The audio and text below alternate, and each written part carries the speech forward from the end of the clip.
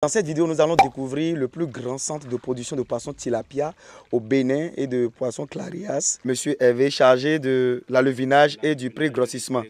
Très bien. Alors, amis entrepreneurs, agriculteurs modernes, cette vidéo est une pépite. Regardez cette vidéo du début jusqu'à la fin. Vous êtes en face d'un promoteur qui travaille dans la production des poissons tilapia de façon moderne avec des cages flottantes sur le lac Tao, qui est un grand lac du Bénin. Et nous sommes venus ici dans le cadre d'un partenariat pour améliorer déjà ce qui se fait et également proposer des solutions pour booster la production. Salut les gens, moi c'est Monsieur Tarabé Valère Wansou, je suis ingénieur agronome praticien. Sur ma chaîne, je parle d'agriculture, je parle de développement et je parle d'investissement en Afrique. Et si c'est ça votre centre d'intérêt, vous êtes sur la bonne fréquence. Dans un premier temps, il faut liker la vidéo, s'abonner à la chaîne YouTube et activer la cloche de notification pour ne plus au grand jamais louper de pareils contenus. Et partager la vidéo sur tous vos forums pour faire grossir la communauté. On y va. Comment la diaspora peut aujourd'hui investir dans le secteur agricole en Afrique? Vous avez déjà échoué une fois en agriculture. Vous avez réussi votre projet agricole. Vous avez un projet agricole où vous ne connaissez rien du tout du secteur agricole. Ceci vous intéresse. Vous savez, aujourd'hui, l'agriculture est de plus en plus un secteur très attractif à cause de la création de la valeur ajoutée, à cause de la pression démographique et la terre n'est pas élastique. Si vous n'investissez pas dans le domaine agricole ou tout autre domaine lié à la terre aujourd'hui, vous allez regretter demain.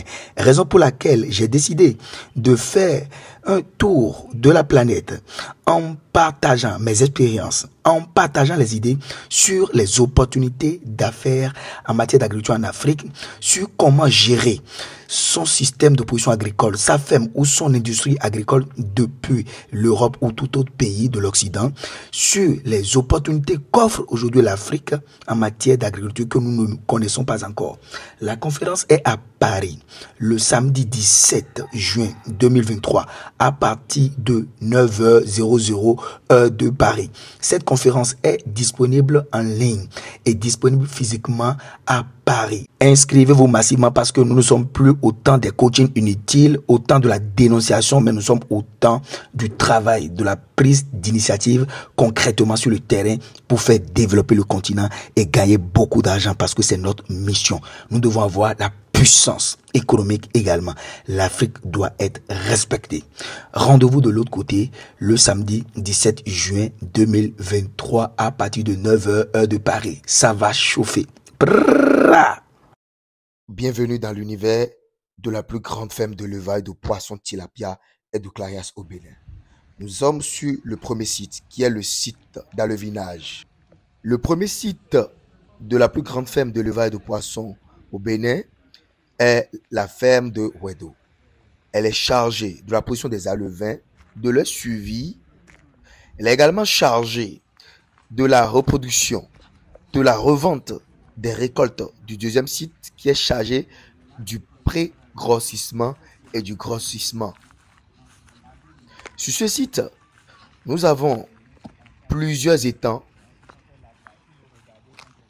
à perte de vue. Des étangs qui ont une capacité de stockage et de production incroyable. Plusieurs espèces de poissons sont élevés et produits ici. Les tilapias rouges, les tilapias noirs, les hybrides et même les clarias garipenus. Les résultats que vous voyez à l'écran ne sont pas réellement les résultats issus de la capacité de production de cette ferme, car cette ferme fonctionne à 10% de sa capacité. Vous, Africains, vous le savez déjà qu'au Bénin, il y a un centre de référence de production et de grossissement des tilapias, des clarias, un centre qui produit des poissons de meilleure qualité, des poissons qui ont une chair et une meilleure qualité organoleptique. Ici, nous sommes dans la maison des géniteurs. Les géniteurs qui permettent de faire la fécondation, d'avoir des laves, de reconduire ces laves à avoir une grosseur ou un poids compris entre 2 et 5 grammes pour qu'on puisse les envoyer en pré-grossissement et après en engraissement.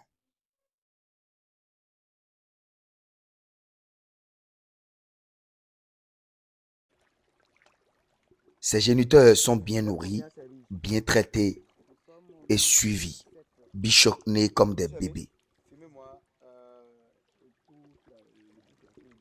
La ferme Tonon a une capacité de formation d'investisseurs dans le domaine agricole incroyable. Elle a une capacité de formation de plus de 300 investisseurs ou bien de personnes ayant pour mission de produire de façon professionnelle les poissons en Afrique. Ici, nous rentrons dans le Saint des Saints, le closerie des tilapias, un laboratoire qui permet non seulement d'assurer la fécondation, d'obtenir des larves, de les entretenir pour obtenir des alevins, de les calibrer et de les mettre sur le marché national et sous-régional. La ferme Tonon a une capacité de fourniture de larves à presque tous les pays voisins du Bénin. Ces bassins vides que vous constatez n'attendent que des commandes pour les satisfaire. Ici, nous sommes au niveau du dispositif de calibrage des alevins issus de l'alevinage. L'alevinage consiste à élever et à faire sortir des alevins capables d'aller en pré-grossissement. Ces alevins de tilapia que vous voyez vont être mis dans une machine. Cette machine qui va permettre de séparer les alevins en fonction de leur grammage. Là voilà cette machine qui a plusieurs orifices qui permet de calibrer comme si on faisait la séparation des grains de riz ou de la grosseur de certains fruits.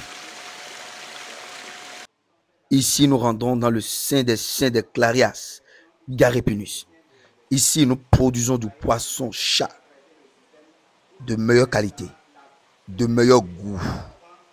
Donc, informez le docteur Claudel Noubissi qu'il peut venir au Bénin visiter un centre qui va casser complètement son ego et qui va lui montrer qu'il est infiniment petit dans ce monde où les innovations sortent au jour le jour.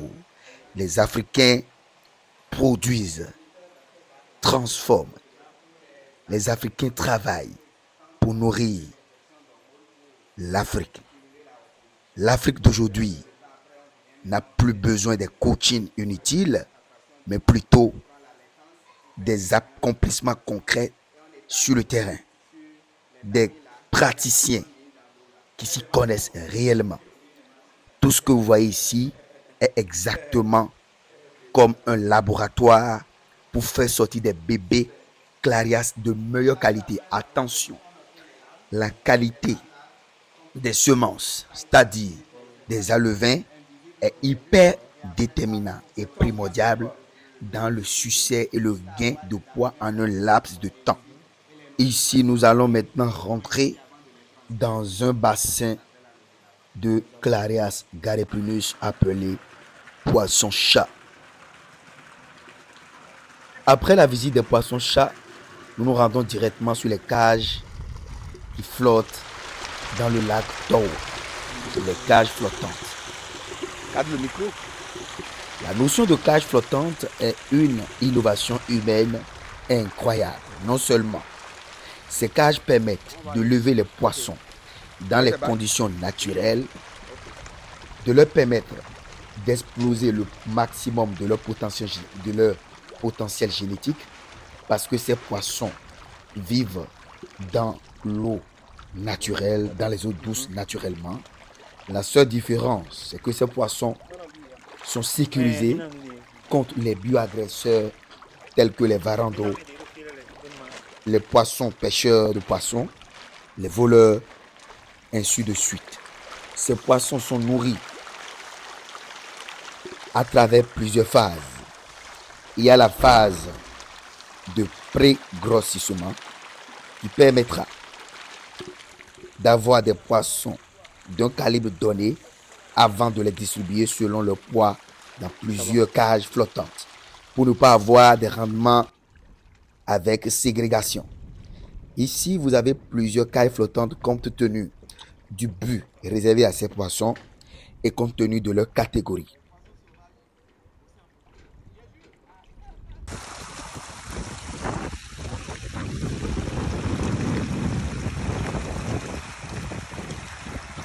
Il faut le voir ou y croire.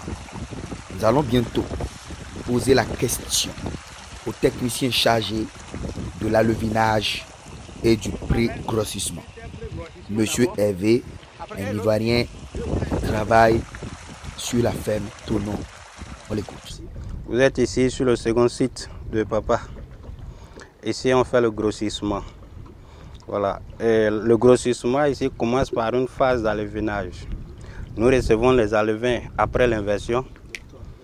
Voilà. Et nous faisons la seconde phase d'alevinage. La première phase se fait à Ouedo.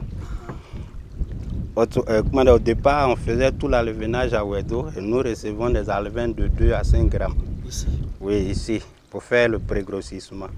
Mais le temps que mettaient les alevins là-bas, c'était trop.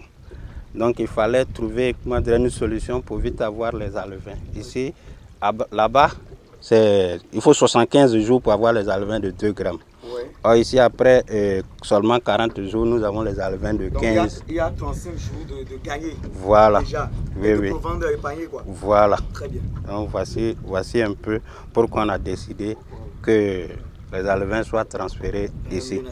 Voilà.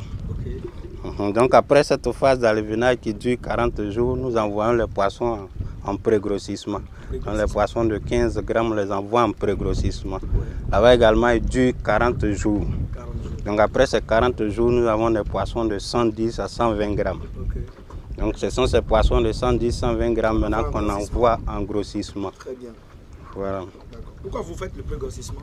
Bon, le pré-grossissement, au fait, se fait pour pouvoir bien calibrer, parce qu'après le pré-grossissement, nous calibrons les poissons et nous, voilà, compte tenu de leur grammage, et nous les transférons maintenant au grossissement avec le même calibre. Parce que si nous élevons les poissons hétérogènes, c'est-à-dire si le départ est hétérogène, voilà, voilà, le rendement ne sera pas. Voilà. Okay. Et les petits qui sont dans le lot n'auront pas le temps de prendre l'aliment que les dominants. Donc les petits resteront encore petits à la vente. Donc concrètement 40 jours d'alevinage, 42 jours de pré-grossissement. Et au bout de ces 80 jours, vous avez les poissons de quel grammage? 100 à 120? Oui, 110 à 120 grammes. 110 à 120, oui, juste après la phase d'alevinage pré-grossissement. Okay, et après vous les mettez maintenant en grossissement. Voilà, on les envoie en grossissement. Voilà, compte tenu de on fait le calibre et on les envoie là-bas. Et les poissons qui ont moins de poids, vous les maintenez toujours en... Bon, normalement on a fixé le calibre à 50 grammes. Mais après 40 grammes déjà, après 40 jours, nous allons jusqu'à 120 grammes. Donc ceux qui ont 120 grammes, on les met dans une cage. Ceux qui ont moins de 100, c'est-à-dire de 60 grammes à 90 grammes, on les met dans une autre cage de grossissement. Et ceux qui ont 60... Par catégorie, quoi. Oui, par catégorie. Ceux qui ont maintenant 50 grammes à 70 grammes, là, et ce sont eux qu'on appelle queue de l'eau dans une cage de grossissement. On les envoie en grossissement par calibre. Oui. Ceux qui ont 110 à 120 grammes sont dans une cage de grossissement par... Ceux qui ont 70 à 90 grammes, voire 100 grammes, ils ont aussi leur cage à part. C'est eux qu'on appelle l'eau intermédiaire. Le premier, c'est tête de l'eau. La seconde, c'est l'eau intermédiaire. Et ceux maintenant qui ont plus de 50 grammes sont des queues de l'eau. Donc, on les pousse, on les suit comme ça comment dirais-je, au grossissement. Parlez-nous maintenant du grossissement. Ici, c'est la phase de grossissement. Et nous recevons les alevins à la taille supérieure à 50 grammes après le pré-grossissement. Et nous les conduisons pendant 6 mois pour avoir une taille moyenne de 450 grammes. Qui est apprécié par la population. Oui, oui. Très bien. Et après ça, nous vendons les poissons. Vous vendez les poissons? Oui. Sur le marché béninois? Oui, sur le marché béninois. Est-ce que la demande est forte autour des tilapias? Oui, oui, très forte même. Très forte. Oui. Est-ce que vous arrivez à satisfaire la demande? Non, on n'arrive pas à satisfaire la demande. Merci. Pas totalement. On satisfait une partie de la demande. Et quels sont les problèmes concrets que vous rencontrez ici, en grossissement? Bon, en grossissement, il y a des cas de maladies qui viennent parfois, à dire l'ulcération cutanée des poissons. Oui. On voit des plaies au niveau des poissons. Oui. Et en dehors de ça, on a des poissons piscivores qui viennent nous gêner ici parfois et les varans d'eau. Les varans d'eau, donc vous avez des bioagresseurs oui. qui viennent contribuer à la forte mortalité. Oui. Vous avez également des maladies. Oui, des maladies. Au niveau des poissons. Et quoi encore? En dehors de ça, bon, est-ce qu'il n'y a pas aussi la pollution de l'eau? Oui, la pollution de l'eau aussi contribue. Et après la grande pluie, c'est-à-dire période de crue, après ça, on rencontre des mortalités pendant la grande saison sèche et vraiment qui est très élevée. Pendant quelle saison la mortalité est élevée? Bon, à partir de novembre, décembre comme ça. Novembre, décembre, oui. La mortalité est élevée. Très élevée. Et à partir de quand encore? Non, c'est dans l'année. Novembre, décembre, oui. La mortalité est élevée. Et qu'est-ce qui explique ça? C'est la saison sèche ou bien la crue?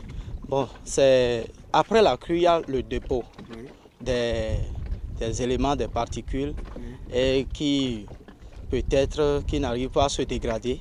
Et après tout, dégage la chaleur et qui tue les poissons. Ça peut être aussi dû parce que quand il y a la crue, il y a tout ce qui quitte. Les eaux de ruissellement. Les eaux de ruissellement, tout ça là. Oui. Les toxines qui viennent dans l'eau polluée. Qui s'accumulent. Or, les tilapias sont sensibles à ça. Exactement. Mais la raison que l'autre m'avait donnée, c'était une autre raison. Il avait dit que c'est au cours du transfert, n'est-ce pas? Non, ça c'est le Ah, à votre niveau. Ok, d'accord. Donc vous avez dit que à votre niveau, oui. C'est après la crue, il y a des dépôts, oui. Et ces dépôts sont à la base. Oui, vous ne pensez pas que vous êtes aussi à l'origine, hein? Vous ne vous accusez pas? Non. D'accord. Donc ça, vous respectez l'itinéraire technique? Oui, correctement. On va observer, on va voir ensemble. Okay. Merci beaucoup. Merci, monsieur. C'est monsieur Tokeme Nikez. Enchanté, monsieur Nikez. Merci, monsieur. Nikez, le varan. Merci. Merci beaucoup. Okay. Merci bien. C'est bon, hein?